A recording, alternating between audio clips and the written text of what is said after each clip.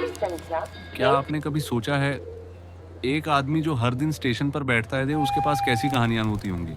यह कहानी एक ऐसे बूढ़े आदमी की है जिसका कोई नाम नहीं, कोई ठिकाना नहीं, सिर्फ एक बेंच और कुछ पुराने टिकट, और एक छोटे से बच्चे की जिसे जिंदगी ने रास्ते पर छोड़ दिया था। मगर जब दोनों मिले तो एक नई कहानी लिखी गई, एक ऐसी कहानी जहां टिकट की जरूरत नहीं थी। चलिए आपको ले चलते हैं उस पुराने रेलवे स्टेशन के कोने में जहां सब कुछ चुप होकर भी बहुत कुछ कहता है। स्टेशन के प्लेटफॉर्म नंबर 3 के एक कोने में एक पुरानी सी बेंच थी। हर सुबह ठीक 6 बजे उस पर एक बूढ़ा आदमी बैठ जाता था। सिर पर फीकी टोपी, आंखों में थकान और हाथों में एक पुराना चमड़े का झोला। लोग उसे बाबा कहते थे। असली नाम किसी को नहीं पता। वो ज्यादा किसी से बात नहीं करता था, बस आने जाने वालों को देखता, मुस्कुराता और कभी कभी एक बिस्किट पकड़ा देता। उसके पास एक छोटा सा डिब्बा होता था जिसमें दर्जनों पुराने ट्रेन टिकट होते थे। हर टिकट पर कोई तारीख, कोई जगह और कोई कहानी। जब कोई पूछता, बाबा ये क्या है, वो कहता, ये मेरी यादें हैं। इनका कोई किराया नहीं लगा था, सिर्फ जज्बात दिए थे। एक दिन सुबह जब स्टेशन पर भीड़ ज्यादा थी, एक छोटा सा लड़का भागता हुआ प्लेटफॉर्म पर आया। 10 साल का होगा, पतले पैर, फटी टी शर्ट और आंखों में डरा हुआ सा सवाल। वो किसी टिकट चेकर से बचकर भाग रहा था और आकर सीधे बाबा के पास छुप गया। बाबा ने कुछ नहीं पूछा, सिर्फ अपना दुपट्टा उसके मुंह से पोंछा और एक बिस्किट दिया। नाम क्या है बेटा? लड़का चुप रहा। नाम नहीं बताना? कोई बात नहीं, मैं तुझे राही बुलाऊंगा। उस दिन से राही हर सुबह बाबा के पास आने लगा। बाबा हर दिन एक टिकट निकालता और उसकी कहानी सुनाता।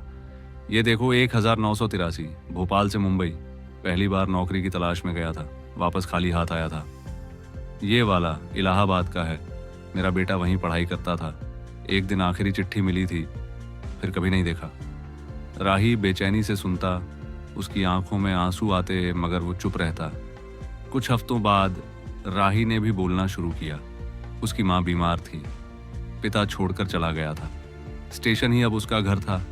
राही के हर सवाल का बाबा एक टिकट से जवाब देता, जैसे जिंदगी के रास्ते रेल की पटरियों से मिल गए हों। एक शाम बाबा ज्यादा चुप था, उसका हाथ कांप रहा था। बाबा आप ठीक हो? राही ने पूछा।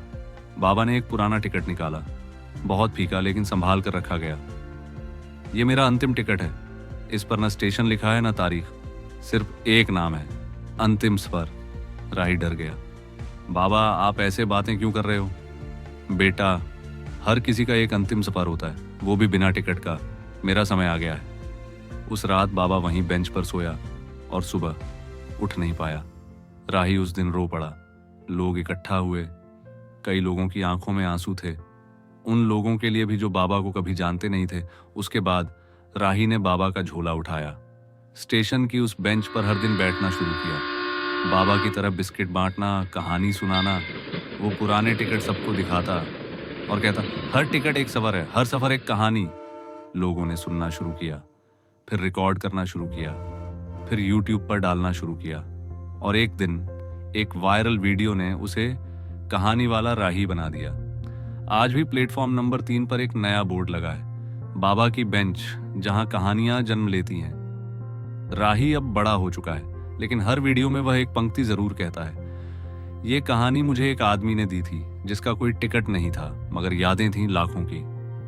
कभी सोचा है आपका भी कोई ऐसा बाबा हो सकता है, या शायद आप खुद किसी के राही हो?